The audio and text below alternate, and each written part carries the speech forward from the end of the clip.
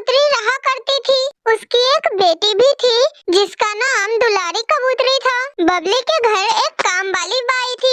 उसकी एक बेटी भी थी जिसका नाम टुनटुनी चिड़िया था। ऐसे ही एक दिन नीलो चिड़िया अपनी बेटी टुनटुनी चिड़िया से कहती है, टुनटुनी बिटिया तुम यहीं घर पर ही खेलना, मैं बबली मेम साहब के यहाँ से काम करके आती हूँ। ठीक है मम्मा, आप जाओ, मैं घर में ही खेलूंगी।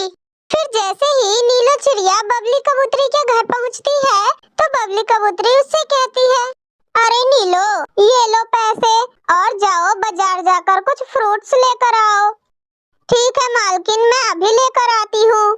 फिर नीलो चिड़िया बाजार से फ्रूट खरीद कर लाती है।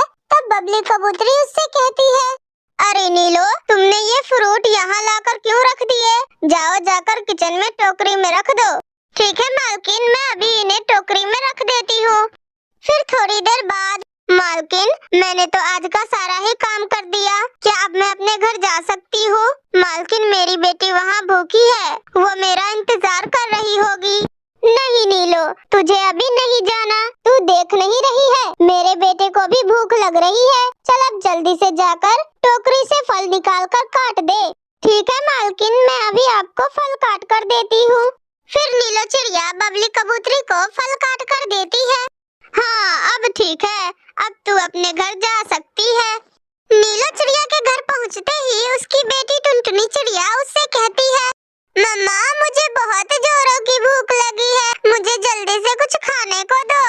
अरे हाँ बस बस बेटा, मैं अभी तुझे कुछ खाने को देती हूँ। फिर नीलो चिड़िया खाना बनाने लगती है। बेटा टुनटुनी तू बैठ, बस 2 मिनट लगेंगे, देख मैं तेरे लिए दाल रोटी बना रही हूँ। हाँ माँ जल्दी जल्दी बनाओ, मुझसे और भूख बर्दाश्त नहीं हो रही है। फिर नीलो चिड़िया टुनटुनी चिड़िया को खाना ला कर देती है। ऐसे ही अगले दिन जब नीलो चिड़िया अपनी मालकिन बबली कबूतरी के घर जाती है, ओए नीलो सुन, कल जो तूने बाजार से सेब लाए थे ना, वो सारे सेब सड़े हुए थे, मैं इस सेब के पैसे तो तेरे पगार से काट ही लूंगी। मगर मालकिन मैं तो सब अच्छे सेब लेकर आई थी। अरे तो फिर ये क्या है, ये ले तू ले जा अपने घर और अपनी बेटी को खिला देना।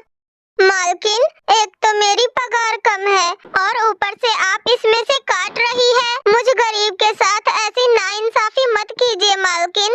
एक तो इतनी कम पगार में हम लोगों को बड़ी मुश्किल से 2 वक्त की रोटी मिलती है खाने को, और ऊपर से आप पैसे काट लेंगी तो फिर हम लोग पूरे महीने कैसे खाएंगे?